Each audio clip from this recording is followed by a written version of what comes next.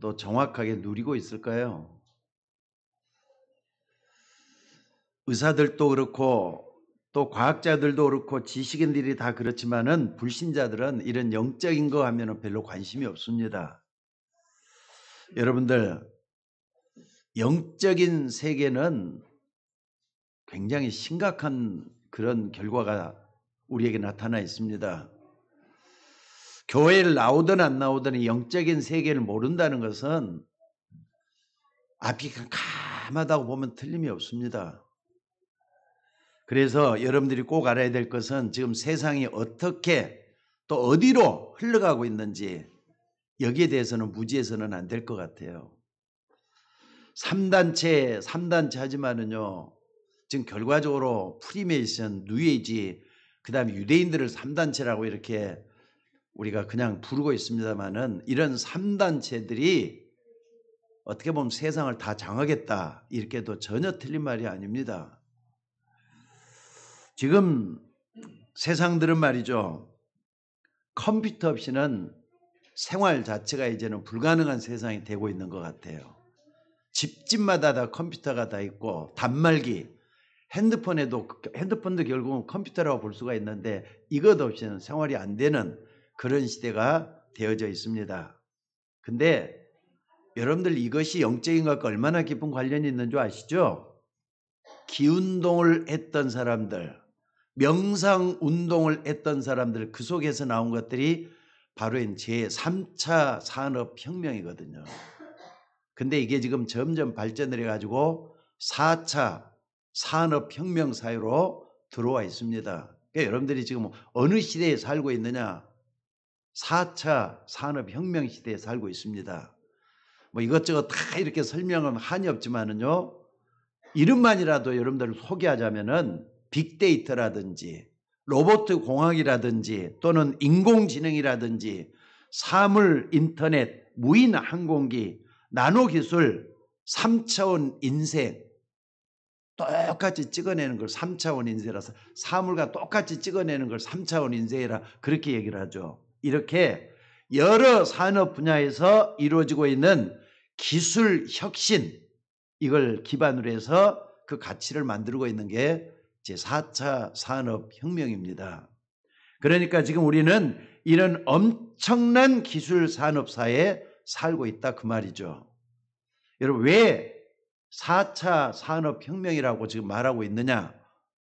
지금 지식의 변화가 말이죠, 엄청나게 빨라가지고 혁명이라고 불릴 만큼 변화의 깊이라든지 또는 속도라든지 범위가 엄청나기 때문에 그래요. 데이터 양도 막 다양하게 어마어마하게 같은 걸 처리하잖아요. 이렇게 우리 인간이 4차 산업 깊숙이 들어와 있기 때문에 이제는 병원을 안 가도 진료를 다 받고요, 또 치료를 하는 그런 시대에 접어들고 있어요. 심지어 여러분들이 피부적으로 느끼는 게 뭐냐면요, 옛날에는 우리 어렸을 때만 해도 말이죠, 은행에 가서 돈을 찾고 돈을 예금을 하고 그러려면 줄을 서가지고 1시간 기다리고 2시간 기다리고 그랬어요. 이제는 안방에서도 말이죠, 심지어는 뭡니까, 전철을 타고 가다가 차를 타고 가다가 은행 업무를 다 볼 수 있는 그런 시대가 돼버렸어요. 단말기 하나 가지고 핸드폰 하나 가지고 모든 업무를 다 보잖아요. 실제로 여러분들 섬 같은 지방에서 말이죠, 외딴 섬인데 인터넷이 들어가 있답니다. 인터넷만 들어가 있으면은 병 치료 어떻게 하라, 약은 어떻게 먹어라 하는 걸 전부 다 지시를 다 해주는 그런 시대에 우리가 지금 살고 있습니다. 자, 그렇다면은 이 과학이 너무나도 좋은 건데 여러분들 한번 생각을 해보시기 바랍니다. 아무리 과학이 좋아도 여러분들 과학 너무 좋아할 게 아닌 것 같아요. 이런 발전하는 과학 때문에 사회의 어두운 면이 점점 깊어져 가고 있다는 걸 잊지 마시기 바랍니다. 그래서 말이죠, 그동안 컴퓨터 가지고 직장에서 했던 사람들이 자꾸 잘려나가요. 저 위에 있는 우리은행도 27일 날 문 닫는데요. 그러니까 점점 축소가 되고 말이죠, 사람들은 점점 많아지는데 기계가 사람들이 했던 일을 다 차지하고 있어요. 그렇기 때문에 앞으로 시대가 어떻게 변해가느냐, 앞으로는요, 영적으로도 피폐해지고 살기가 더 힘들고 빈부의 격차가 갈수록 심화되는 그런 시대에 우리가 살고 있다. 이렇게 말들을 하고 있습니다.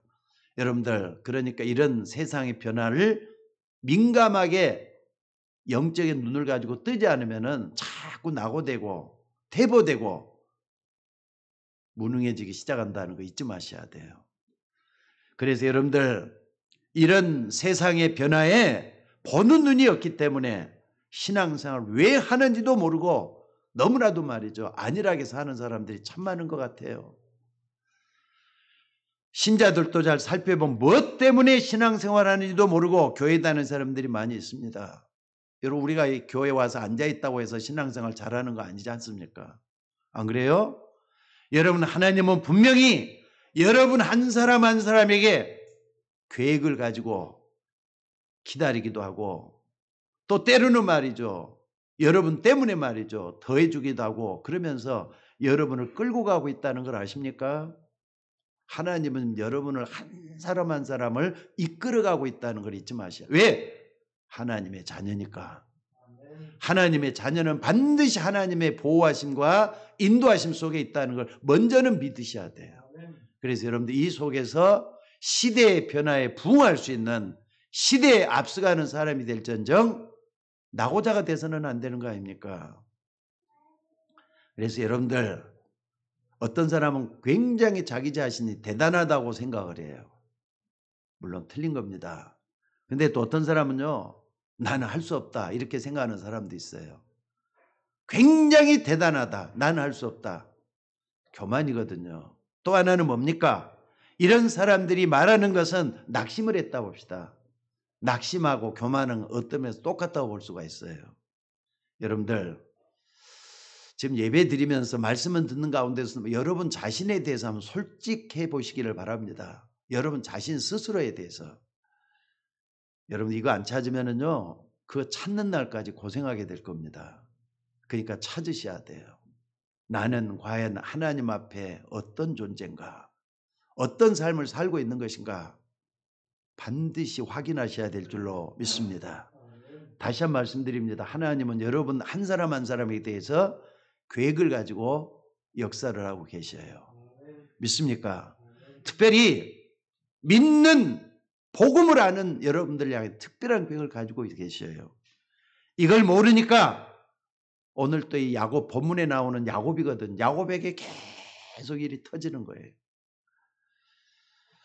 창세기 25장 23절에 보면은요, 오늘 여기 본문 앞서져 있죠. 25장 23절에 보면은 야곱 아내, 그러니까 아내가 말이죠, 쌍둥이를 가졌어요. 근데 쌍둥이가 뱃속에 있을 때부터 예언의 말씀이 들어있는 걸 볼 수가 있습니다.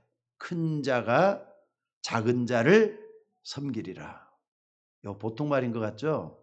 아무렇지도 않은 말 아닙니다. 어마어마하게 중요한 예정론이 들어있어요.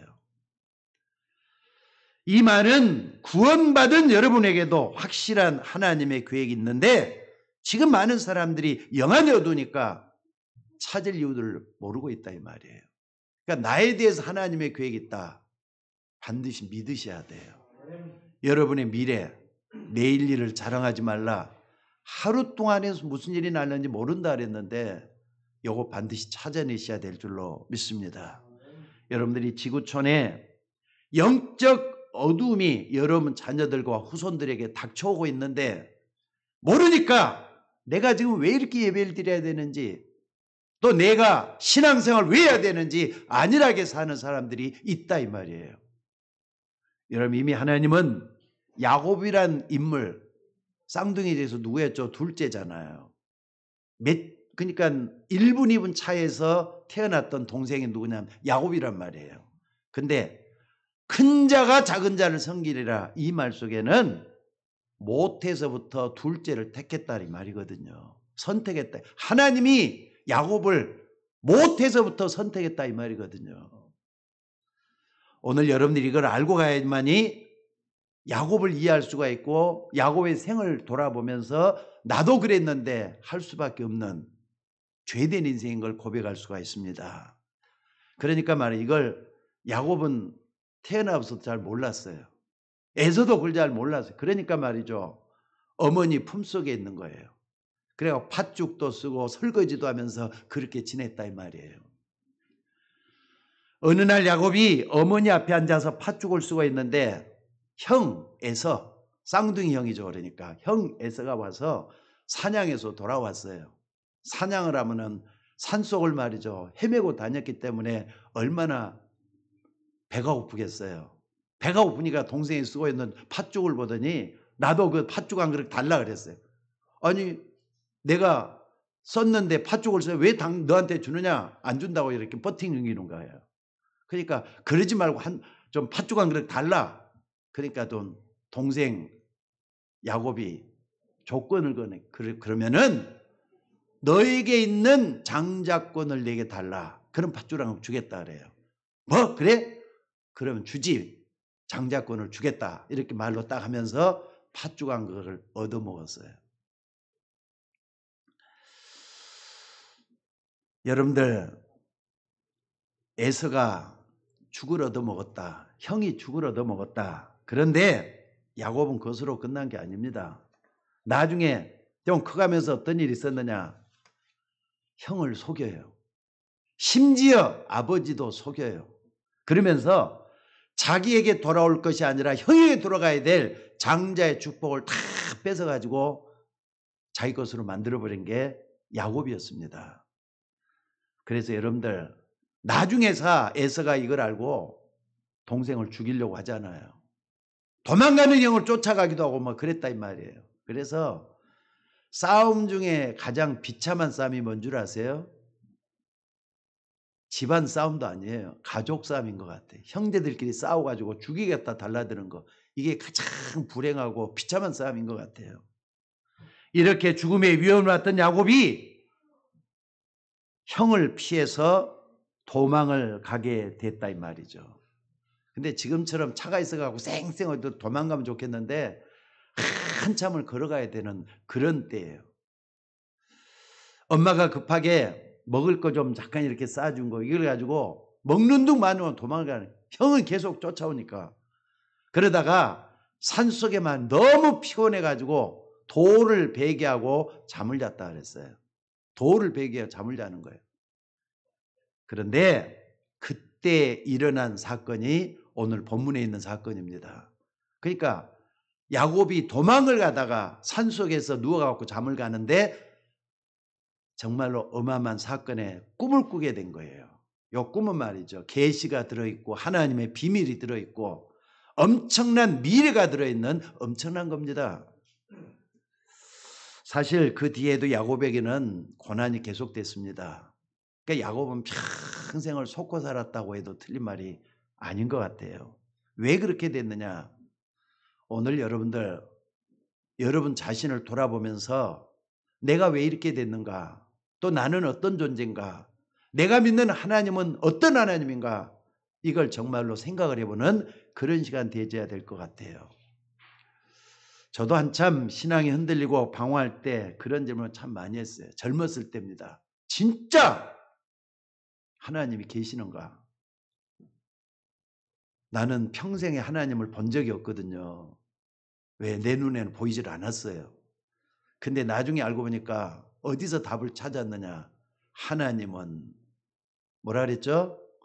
영이시니 그랬어요. 거기서 답을 찾은 거예요.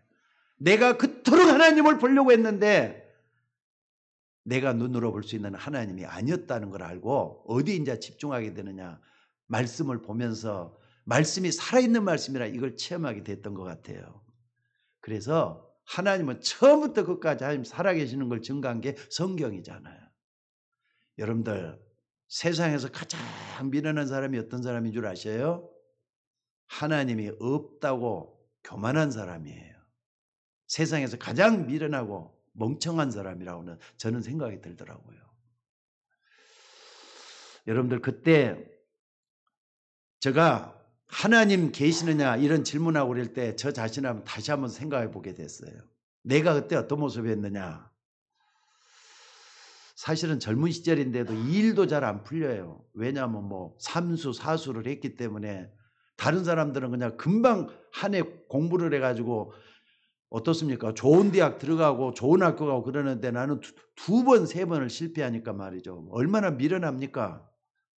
게다가 아직 젊어서 살아갈 앞날은 창창한데 나는 무능력하지.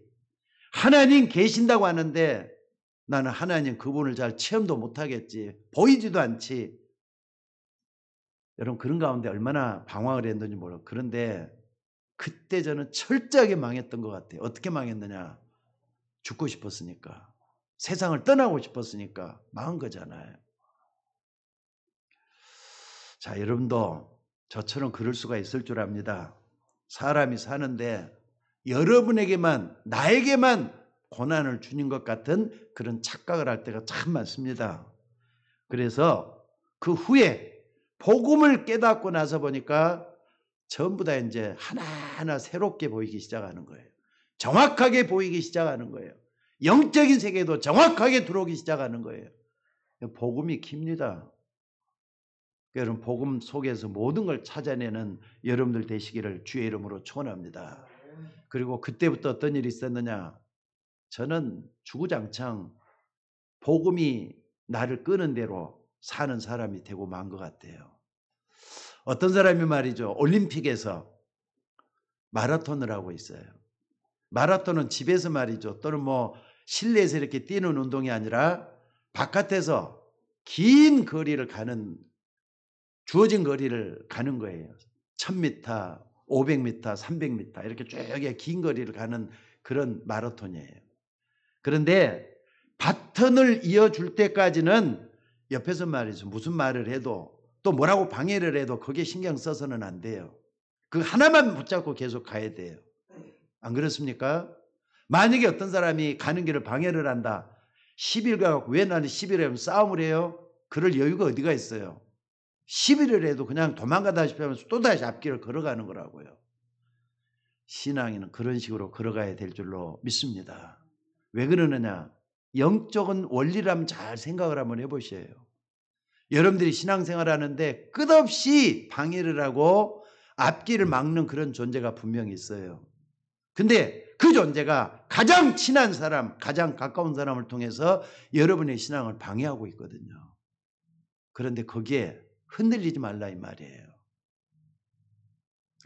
사실 모든 사람의 의견을 존중해야 되지만은 그 많은 사람들 의견 때문에 하나님의 은혜를 못 받고 놓치는 경우가 얼마나 많은지 모르겠습니다. 특히나 그래서 가장 조심해야 될 사람이 누구냐? 누굴 것 같아요, 여러분들? 여러분들이 신앙생활 하면서 사회생활 성공적으로 끌어가기 위해서 가장 조심해야 될 사람, 여러분이 가장 가까운 사람입니까? 그럴 수도 있겠죠. 아니에요. 가장 조심해야 할 사람은 바로 여러분 자신인 줄로 믿으시기 바랍니다.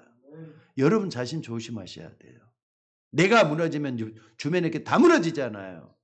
그러니까 여러분들 나를 하나님 앞에 세워서 복음 속에서 세상을 볼 수 있는 눈이 열려지기를 주의 이름으로 축원합니다. 그러니까 여러분들 나를 살려내면은 여러분 가족도 살려낼 수가 있어요. 나를 살려내면은 아무리 안 좋은 환경도 바꿔놓을 수가 있어요. 경제 문제 그 다음 것이에요. 물론 가족, 물론 사랑해야 됩니다. 가족은 여러분들이 1등으로 사랑해야 될 여러분 주변에 있는 사람이에요. 그러나 여러분들의 가족이 마음을 상해하는 그런 말 때문에 내가 속아서는 안 된다 그 말이거든요. 여러분 솔직히 말해서 다른 사람은 몰라도 여러분 가장 가까운 사람이 여러분을 속인다고 생각을 한번 해보세요. 그러면 어떻게 되겠는가? 상처 크게 받잖아요. 형제끼리 상처받으면은요 평생을 형제라고 안 부르는 수도 있어요. 사실 저도 그때 속았으면은요 이 자리에 아마 서 있질 못했을 것 같아요. 그래도 말이죠 은혜 가운데 여기까지 왔기 때문에 여러분 앞에서 말씀을 증거하는 목사가 돼 있는 줄로 압니다. 자, 오늘 야곱에게 준비한 거 있습니까? 뭘 말입니까? 첫째는요 창세기 28장 14절에 나옵니다. 여기 보니까 뭐라 그랬습니까? 내 자손이 땅의 티끌같이 되어 내가 서쪽과 동쪽과 북쪽과 남쪽까지 퍼져나갈지며 땅의 모든 족속이 너와 내 자손으로 말미암아 복을 얻으리라 그랬어요.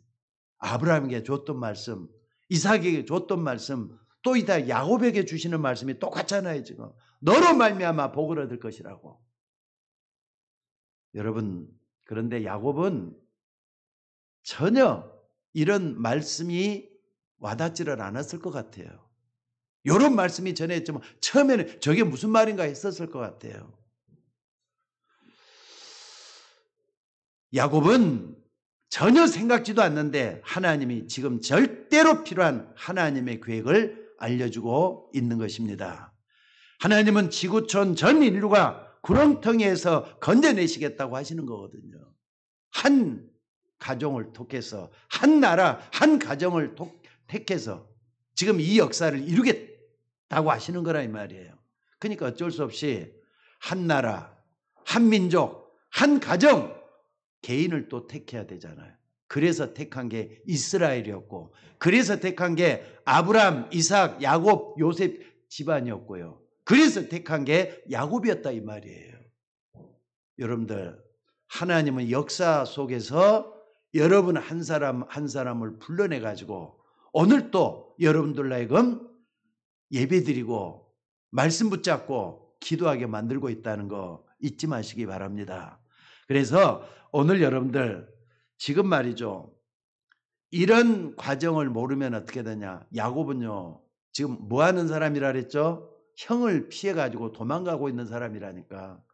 심지어 숨어 가지고 산속에서 잠을 자고 있단 말이에요. 먹을 것도 제대로 못 먹었을 것 같아요. 잠자리도 돌을 베개하고 자는데 얼마나 편했겠어요. 이런 가운데 내가 너로 말미암아 너와 내 자손으로 말미암아 복을 얻게 만들 것이다. 어마어마한 말씀을 하고 있는 이 말씀이 들어오겠느냐고요. 여러분들 때로는 하나님 말씀이 들려올 때 저게 나하고 무슨 상관이 있어 할 때가 참 많을 거예요. 오늘 여러분들이 이런 부분에 대해서 완전히 답을 얻을 수 있기를 바랍니다. 천하 만민이 너로 말미암아 복을 얻을 것이다. 이렇게 말씀했지만 여러분 천하만 얼마나 거창합니까? 우리는 큰 것만 생각을 해요. 나하고 상관없는 다른 사람 것만 생각을 해요. 아닙니다. 아주 작은 여러분의 일상, 그것이 세계복음화와 천지를 주관하시는 하나님의 주권, 생사화복을 주관하시는 하나님과 연관이 되고 있다는 거 잊지 마셔야 돼요. 그러니까 여러분이 아무리 작은 사건 하나하나가 하나님과 연관이 되어 있다고요. 여러분의 생사화복을 하고 연관이 되어 있다고요. 여러분 아주 작은 나의 일상, 그것이 좋은 일이 됐던 나쁜 일이 됐던 하나님 그것을 세계복음화의 도구로 사용하고 있다는 거 잊지 마시기 바랍니다. 그러니까 세상 속에 있는 나냐 하나님의 은혜 속에 있는 나냐 이게 중요해요. 세상 속에 있으면 세상에 끌려가잖아요. 하나님의 은혜 속에 있으면 하나님의 은혜 속으로 끌려 들어가잖아요. 그 여러분의 생각에 달려있고 여러분이 어디를 향해 방향에 달려있고 그런 것 같아요. 여러분 한번 생각을 해보세요. 요셉이 형들에게 돈 몇 푼에 팔려서 애굽의 노예로 갔습니다. 사실 노예로 간다는 건 죽기 바로 직전까지 저주를 받았다 생각하면 될 정도로 비참한 생활이에요. 그런데 요셉은 어떻습니까? 신기하게도 모든 것이 하나님의 계획 속에서 되어진 일인 줄 알고 말씀의 흐름에 자기 몸을 맡겼다 이 말이에요. 그게 뭐냐? 여호와께서 요셉과 함께 하심으로 그가 형통한 자가 됐단 말이 바로 그 말이에요. 그 여러분들이 말씀의 흐름 속에 여러분의 인생을 맡겨놓다 보면은 어느 날 보면은 성공의 자리에 와 있을 거예요. 근데 그걸 이해를 못하고 자꾸 이리 변명 저리 변명 이리 핑계 저리 핑계하면서 자꾸 나 자신만 찾아가는 그런 경우들이 있다. 조심하셔야 됩니다. 여러분들 그 결과 어떻게 됐습니까? 요셉은 노예에서 나중에 총리가 돼가고 애굽 복음화 전 세계 복음화에 크게 쓰임받는 그런 일꾼 됐잖아요. 그래서 오늘 본문도 한번 잘 한번 봐보세요. 하나님이 도망가고 있는 도망가고 있는 야곱을 불러가지고 부르신 이유를 설명한 거예요. 야곱은 지금 먹고 살기에 급급해가지고 거기서 고생하고 있는데 너로 말미암아 천한 만민이 복을 받게 하겠다. 여러분 이해가 되겠어요? 나 같아도 이해가 처음에는 안 됐을 것 같아요. 나는 이게 무슨 말인지 몰랐어요. 처음에도. 나중에 이제 나이 들어가지고 또 복음이 뭔 줄 알고 신앙생활을 해보니까 이게 그런 뜻이 있었구나. 여러분 하나님 믿는 것은요 당장 그것만 갖고 봐서는 안 돼요. 여러분의 과거, 여러분의 현재, 미래까지 통틀어 봐야 되는 어마어마한 사건이에요. 그래서 여러분 한 사람이 하나님의 계획을 어떻게 깨닫느냐 굉장히 중요한 문제인 줄로 믿습니다. 세상 사람들이 영적 문제를 모르기 때문에 하나님이 인류를 구원해내시겠다 하신 겁니다. 사실 여러 종교단체나 교회 간판을 걸는 교회를 할지라도 이 영적 문제 모르면 아무런 소용이 없는 거예요. 그러니까 여러분들 다른 종교단체 기도하는 걸 다 보면 전부 다 복달라는 소리밖에 없잖아요. 건강하게 해달라, 직장 잡게 해달라, 또 뿐만 아니라 형제간에 행복하게 해달라, 전부 다 이것밖에 구하는 게 없어요. 근데 성경만은 그렇게 얘기하고 있지를 않아요. 하나님의 뜻, 하나님의 계획, 내가 찾아가야 될 하나님의 사명, 성경에만 이렇게 얘기하고 있어요. 어떤 게 맞는가? 나중에 알게 될 거예요. 지금은 잘 모르죠.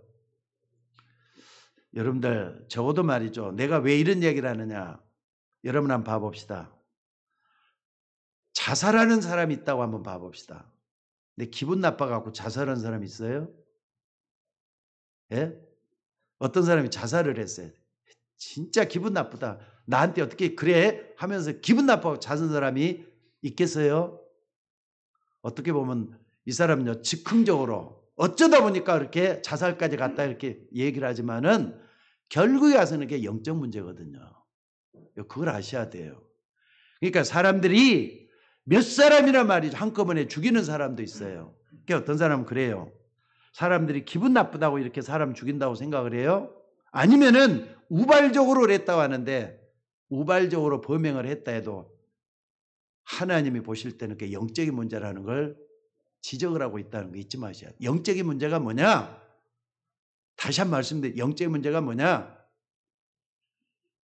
사단에게 잡혀서 이상한 행동도 나오고 돌발적인 행동도 나오는 게 영적인 문제거든요. 그러니까 나는 안 하고 싶은데 자기도 모르게 끌려가지고 사람을 죽이기도 하고 범행을 저지른 사람들이 어디 한두 사람이냐 이거예요. 그러니까 그래서 예수님이 이 땅에 오신 거예요. 그래서 하나님은 이 땅에 예수 그리스도를 우리에게 구세주로 보낸 줄로 믿습니다. 죄와 멸망에 빠져서 도무지 헤어나올 수 없는 그런 인생을 구원하기 위해서 그리스도를 이 땅에 보내신 줄로 믿습니다. 자, 그러려면은 하나님은 전 세계에 있는 수많은 나라 가운데 한 나라를 택해야 될 거 아닙니까? 그래서 이스라엘을 택했어요. 근데 이스라엘 백성들은요, 아니 천지 만물을 창조하신 그 하나님께서 우리 민족의 하나님께서 우리 민족을 특별히 택했다. 선민의식을 가지고 있어요. 그게 잘못된 거예요. 만약에 예수님을 우리 한국에 보내야 되겠다 한다면 한국에 구세주가 나와야 되는 거예요. 근데 그리스도 예수는 저 이스라엘에서 나왔잖아요. 하나님 이스라엘을 택한 것 뿐이에요. 선민의식 가질 필요 없는 거예요. 그리고 또 여러분들 한번 봐봅시다. 그 중에서도 한 집안을 택해야 될 거 아닙니까? 그게 아브람, 이삭, 야곱의 집안이었어요. 야곱의 집안이라 쌍둥이 중에서 이렇게 나왔다 이 말이에요. 또 야곱의 집안. 근데 이것을 에서도 모르고 또 영적으로 말이죠. 욕심이 많다고 하는 야곱도 모르고 그러니까 하나님께서 지금 도망가고 있는 야곱에게 나타나셔서 지금 너로 말미암아 천한 만민이 복을 받게 할 것이다 라면서 메시지를 하고 있는 것이 오늘 본문입니다. 그러니까 여러분들 앞날에 대해서 걱정도 하지도 말고 염려도 하지 마시길 바랍니다. 여러분은 하나님의 자녀입니다. 그렇기 때문에 하나님의 자녀는 미래 걱정할 필요가 없어요. 뭐 하면 되느냐? 말씀만 따라가면 되도록 돼 있어요. 그러니까 성경이 이끄는 대로 그 속에 있으면 여러분은 절대 절대로 잘못될 일이 없습니다. 다만 말씀 앞에는 겸손하셔야 돼요. 무슨 말인지 알겠습니까? 말씀 앞에 교만하는 것은요, 목사도 못 막습니다. 어떤 사람도 못 막는다는 거 잊지 마셔야 돼요. 그러니까 적어도 목사 말은 안 들어도 돼요. 목사가 성경 말씀 말고 딴 말을 할 때는 그 목사 말 듣지 마셔요. 강단에서 이상한 말 하면은 그것도 듣지 마셔야 돼요. 다만 목사가 하나님 말씀만 하거들랑 그 말씀 따라가셔야 돼요. 맞습니까? 그래서 여러분들, 많은 사람들은 말이죠, 죽을 때가 되면 알게 될 것 같아요. 아, 진짜 천국이라는 게 있고 지옥이라는 게 이런 거구나 알게 될 거예요. 분명히 이 땅의 사람들은 죽을 때 알 겁니다. 근데 이것을 미리 알고 믿는 것을 보고 뭘 한다고요? 믿음이라고 하는 거예요. 그러니까 죽을 때 되면 이렇게 이게 있다. 우리는 여러분들 예수 믿는 사람이 천국 있고 지옥 있다는 거 믿죠? 알고 믿는 거예요. 그러니까 여러분들 성경 말씀에는 분명히 나와 있잖아요. 지옥 있고 천국 있다는 거. 또 여러분이 일평생 살고 난 뒤에 죽음을 맞이하게 되는 이런 고백을 하게 될 거예요. 아, 하나님이 나 같은 사람들이 이렇게 세밀하게 인도하셔서 여기까지 날 살게 하셨구나. 이런 고백 분명히 할 때가 오게 될 줄로 믿습니다. 저 심지어 어떤 사람은요, 내가 완전히 실패하고 난 다음에 이렇게 말할 수도 있어요. 사람의 힘만으로 되는 것이 절대로 아니구나. 뭔가 이렇게 하나님의 뭔가 중요한 뜻이 있었구나. 이걸 깨닫게 될 때가 반드시 오게 될 거예요. 근데 그때는 어때요? 이미 늦은 거예요. 실패했다고 해서 죽음 바로 직전에서 이렇게 깨달으면 되겠느냐 이 말이에요. 그러니까 여러분, 우리는 하나님의 말씀을 통해서 지혜를 얻는 지혜로운 사람이 되셔야 될 줄로 믿습니다. 그러니까 하나님은 지금 야곱이 전혀 모르고 있는 절대 필요한 계획을 가지고 야곱에게 알고 있다 이 말이에요. 여러분, 이걸 잘 생각을 한번 해보시기 바랍니다. 여러분을 향해서 하나님이 특별한 계획을 갖고 계셔요. 자, 따라서 봅시다. 하나님은 나를 향한 특별한 계획을 갖고 계신다. 어느 누구도 마찬가지예요. 심지어 우리 시은이나 사무엘 같은 말이 어린아이들, 지금은 제가 설교하고 있지만 전혀 애들은 못 알아듣거든요. 그래도 저들 향한 하나님의 계획이 있어요. 나는 그걸 분명히 믿습니다. 그러니까 이 아이들이 믿음을 심어주는 게 가장 중요한 것이고 살아있는 하나님을 보여주는 게 중요한 것이다 이 말이에요. 그래서 여러분들, 어떤 어려움이 있더라도 하나님 나를 승리케 하신다는 확신을 가지고 하나님 앞에 서 있는 여러분이 되셔야 될 줄로 믿습니다. 왜 그러느냐? 하나님은 저와 여러분을 통해서 다른 사람을 살릴 계획을 가지고 계시거든요. 여러분을 구원하신 것처럼 다른 사람도 살릴 계획을 가지고 계시는 거거든요. 이거 잊지 마셔야 돼요. 만약에 그렇게 안 하면 어떻게 될까요? 나도 망하지만 저 사람도 망하게 돼가고 있어요. 전혀 영적 문제 모르고 있는 여러분의 형제, 친척, 이웃에게 이런 영적 사실을 알리고 구세주 예수 그리스도의 소식을 알려줘서 그 사람들을 구원받도록 하는 게 하나님의 계획인 줄로 믿으시기 바랍니다. 자, 그리고 두 번째로 말이죠. 오늘 본문은 구원받은 자에게 주시는 하나님의 절대 능력을 또한 이렇게 보여주고 있습니다. 12절 한번 잘 보시기 바랍니다. 오늘 여러분들이 이 말씀을 붙잡고 정말로 기도할 수 있는 여러분들이 됐으면 좋겠어요. 나는 능력이 없다 하지 말고 야곱은 이때부터 힘을 가지고 기도하기 시작을 했어요. 뭡니까? 12절에 보니까 야곱이 꾸며보니까 말이죠. 사닥다리가 쭉 이렇게 펼쳐져 있는데 거기에 천사들이 오락내리라는 게 보였다 그랬어요. 천사들이 오락내리갔단 말이에요. 이거 뭘 의미하는 겁니까? 여러분, 지금도 하나님은 눈에 보이지 않는 영적 세계를 통해서 땅에 있는 여러분과 직접 연결이 되고 하나님의 사자를 보내서 응답하신다는 사실이에요. 믿으셔야 돼요. 기도할 때마다 말씀 붙잡을 때 이거 믿으셔야 돼요. 안 믿으면 안 믿은 만큼 손해예요. 믿고 믿음을 고백하는 여러분들이 되셔야 될 줄로 믿습니다. 그러니까 이 비밀을 모르면은 기도해야 될 이유도 없고 기도해도 응답도 못 받아요. 왜? 믿음이 안 생기니까. 입만 말이죠. 벌려가지고 하나님께 말만 풍성하게 잘한다고 해서 그게 믿음 있는 겁니까? 믿음이 생겨야지 믿음의 응답도 받는 거지. 그래서 여러분들 영적인 가치를 알고 정말로 기도할 수 있는 여러분들 되시기를 주의 이름으로 축원합니다. 특별히 지금 제가 지금까지 오면서 많은 성도들을 많이 만나봤는데 그중에서도 세상으로 가 있는 성도들이 좀 있어요. 꽤 있어요. 그러니까 불신자들과 함께 신앙생활하면서 야외 그냥 그 사람과 함께 같은 생활을 해버려요. 믿음에서 교회에서 조금 하다 말고 대충 하고 그래요. 근데 이 사람들이 성공했느냐? 아니라니까요.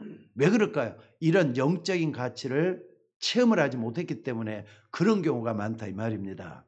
여러분들 하나님의 말씀은 어마어마한 말씀인 걸 믿으시기 바랍니다.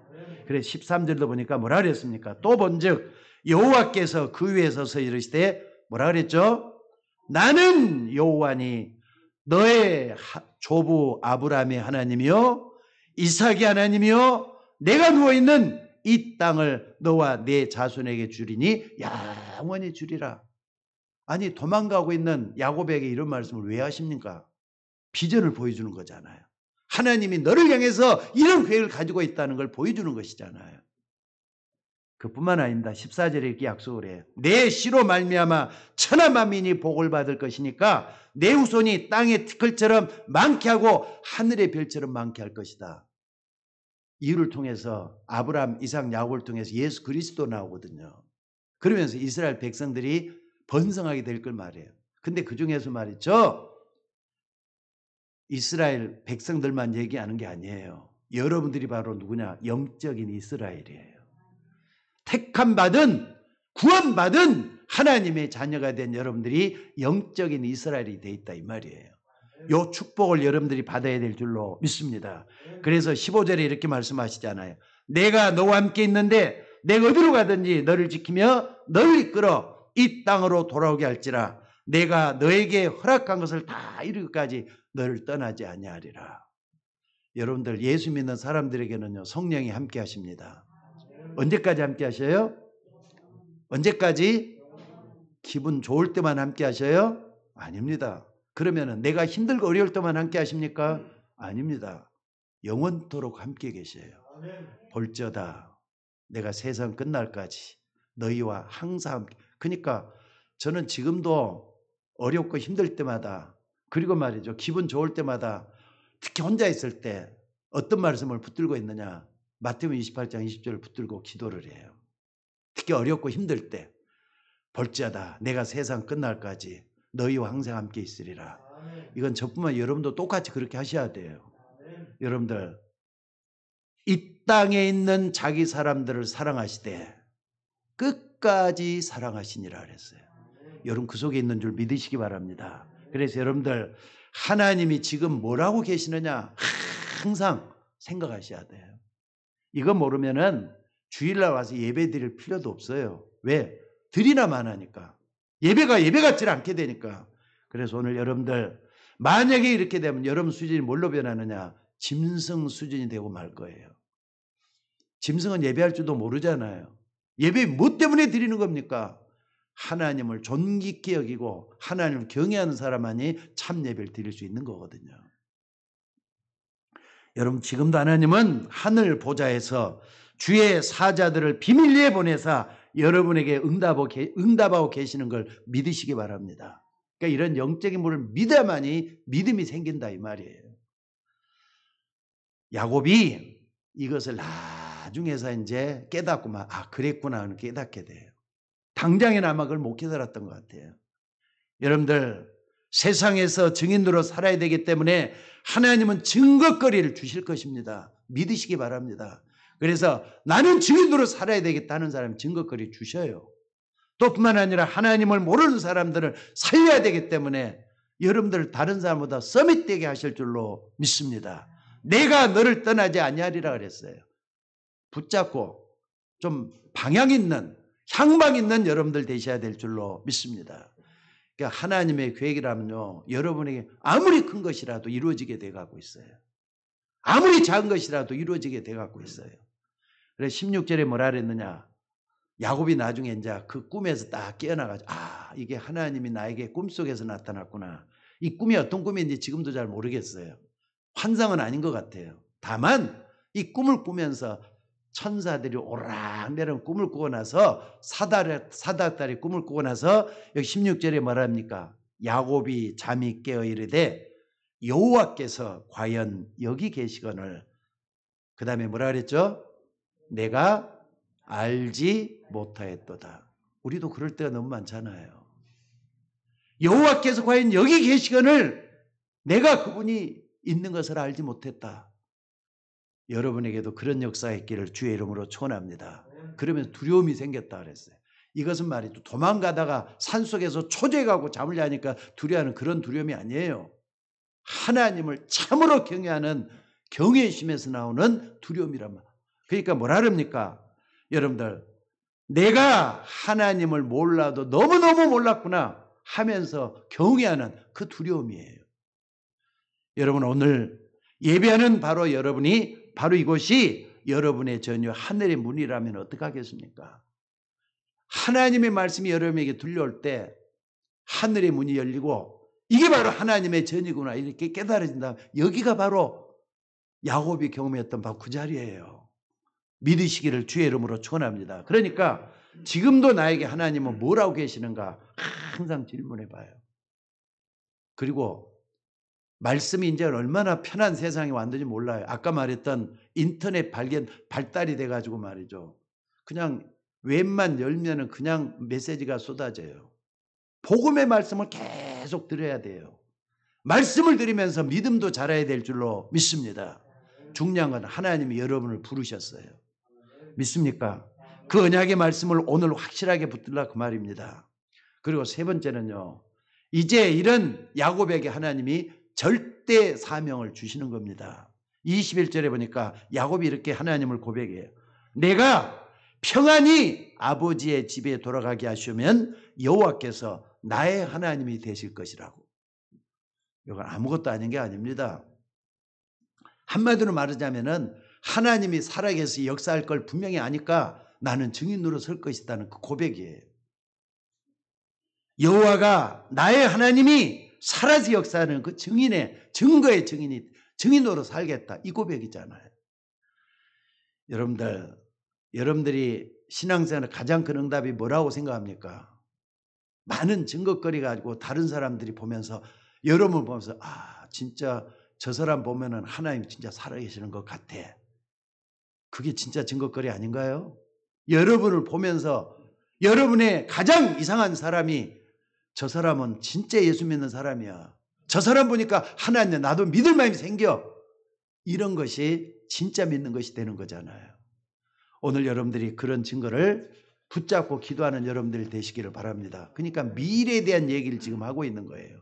그러면서 22절에 뭐라 합니까? 내가 기둥을 세운 이 돌이 하나님의 집이 될 것이요. 그 다음에 그러면서 뭐라 그랬죠?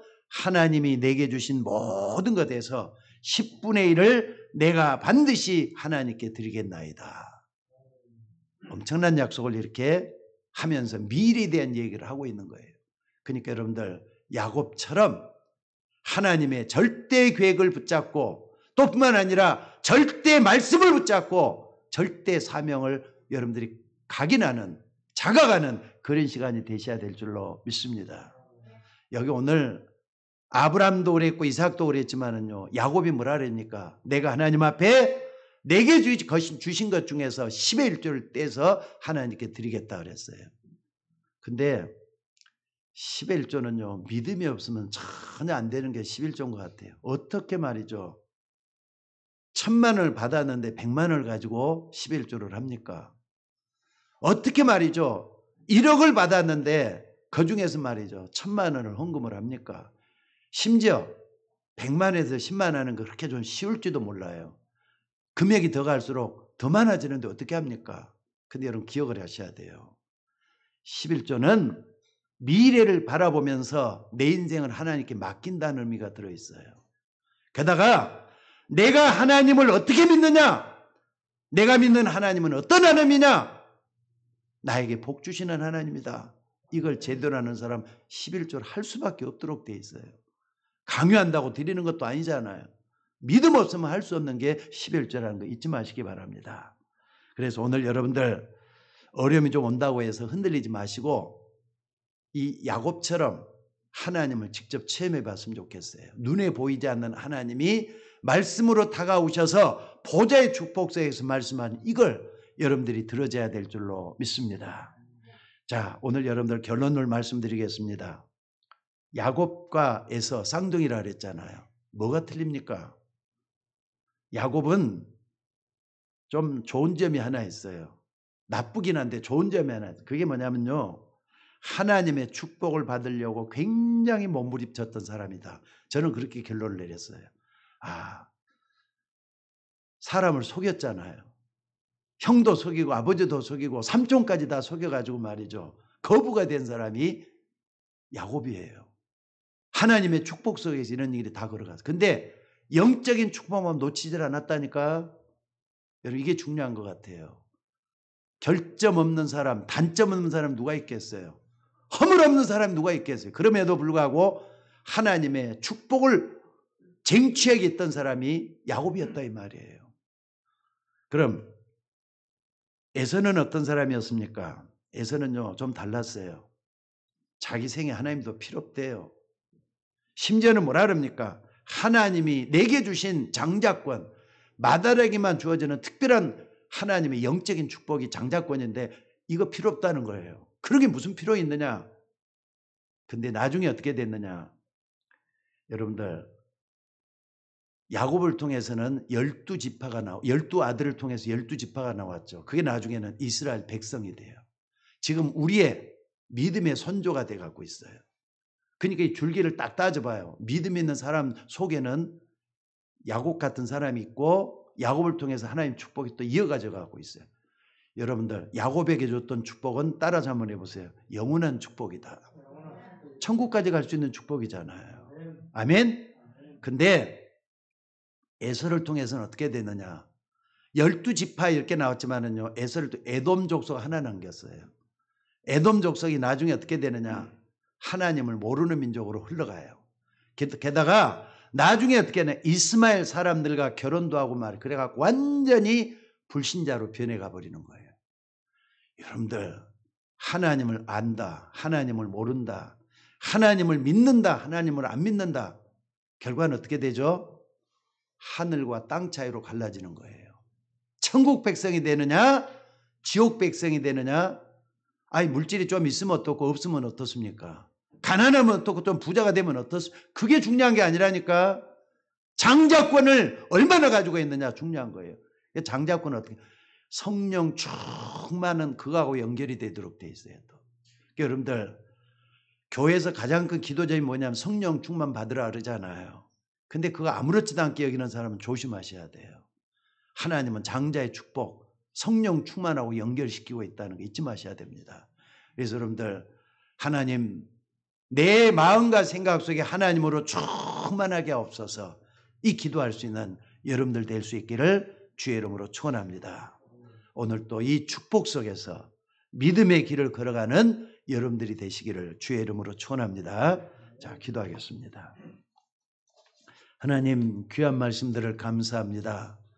우리는 여러 가지로 부족하지만은 주님께서 우리 가운데 찾아오셔서 야곱이 받았던 축복 우리도 받게 하옵소서. 야곱이 누렸던 그 축복 우리도 누리게 하여 주옵소서. 장자권을 찾아서 고생도 하고 실수도 하고 속기도 하면서 나쁜 짓도 했지만은 그런 모습이 우리에게도 있는 거 아닙니까? 하나님, 저희들을 불쌍히 여겨주셔서 우리에게도 하나님의 계획을 발견하게 하시고 겸손하게 하나님과 동행하는 우리 모두가 되게 하옵소서. 우리를 구원하신 예수님의 이름으로 기도드리옵나이다. 아멘.